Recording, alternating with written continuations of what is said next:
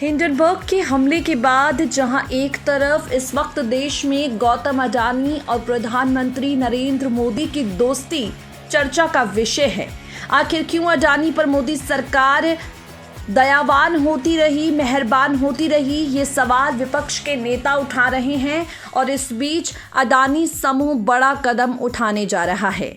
अडानी का ये प्लान अगर सफल रहा तो कुछ दिनों में, महीनों में हुए नुकसान की भरपाई हो जाएगी। अडानी के शेयर फिर से रॉकेट बन जाएंगे।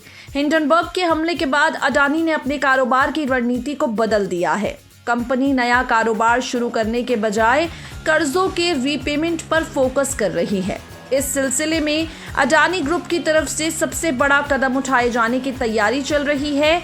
अडानी ग्रुप फॉरेन करेंसी को खरीदने की तैयारी कर रहे हैं। अडानी के इस कदम का फायदा उनके शेयर्स को होगा। खबर के मुताबिक अडानी समूह सरप्लस कैश और आंतरिक खातों की रकम के जरिए बॉन्ड बायबैक की योजना बना रहे हैं।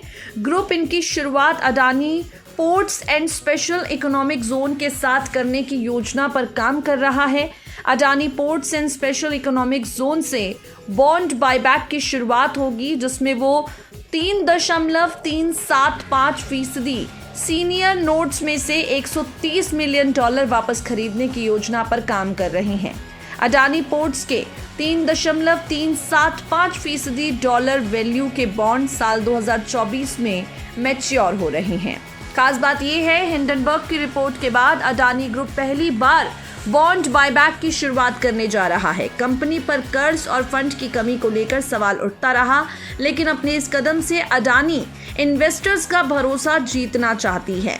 कंपनी अपने इस कदम से इन्वेस्टर्स को बताना चाहती है कि उनके पास लिक्विडिटी की स्थिति सामान्य है। अपने इस कदम से अडानी समूह निवेशकों के सामने अपनी नकदी की स्थिति को बेहतर साबित करने की कोशिश कर रहा है। निवेशकों का भरोसा जीतने के लिए इससे पहले भी अडानी समूह ने इस महीने की शुरुआत में अपनी 4 कंपनियों Adani enterprises limited, Adani ports and sales limited, Adani transmission limited और अडानी ग्रीन एनर्जी के शेयरों को छुड़ाने के लिए $2.54 बिलियन खर्च किए।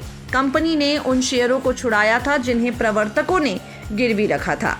आपको बता दें, अमेरिकी short selling firm Hindenburg research की 24 जनवरी को अडानी समूह के खिलाफ रिपोर्ट जारी करने के बाद अडानी ग्रुप के शेयर्स में तेजी के साथ गिरावट आई थी।